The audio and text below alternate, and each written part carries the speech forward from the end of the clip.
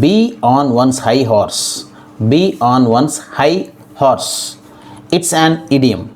It means to behave in a proud and arrogant manner and to treat others with utter contempt because you think you are morally superior to them. In other words, if your sister tells you to get off your high horse, she means that you are acting snobby and self-righteous and she wants you to cut it out. So your sister wants you to be common, not too proud or arrogant.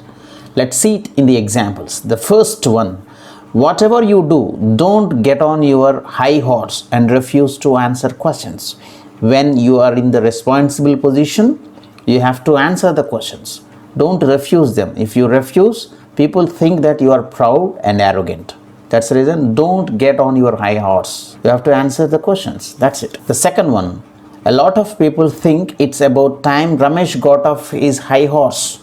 These many days, Ramesh was very proud, arrogant. Now he stopped it. That's the reason Ramesh got off his high horse. So he left all his superiority and he became normal. The third one, the Home Office got on its high horse and condemned the project as a criminal tool. So the Home Office, Home Secretary, without the second thought, said this project is a criminal act, criminal tool. That's the reason he said it is condemned. When the office told that, the office got on its high horse because the office thought it was righteous. They told in a proud and arrogant manner. That's the reason the office got on its high horse.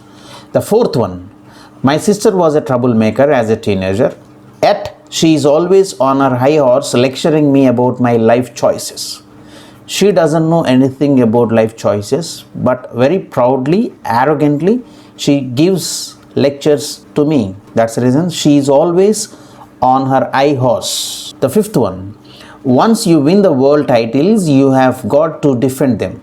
So there's no time to get on your high horse and enjoy yourself. When you become the world topper in any field, you will not get any time to enjoy your life because you have to secure that place. That's the reason, no time to get on your high horse. Don't become proud, arrogant when you reach there. So be on one's high horse is an idiom. So in olden days in England, a person's rank was decided by the height of the horse he rode. If you were a nobleman or a person of some importance, you invariably rode a high horse. These horses were usually much taller than the horses ridden by the common man. Riding such high or tall horses began to be equated with superiority. So the higher the horse is, the superior the person is. So be on one's high horse is nothing but being very proud, arrogant in nature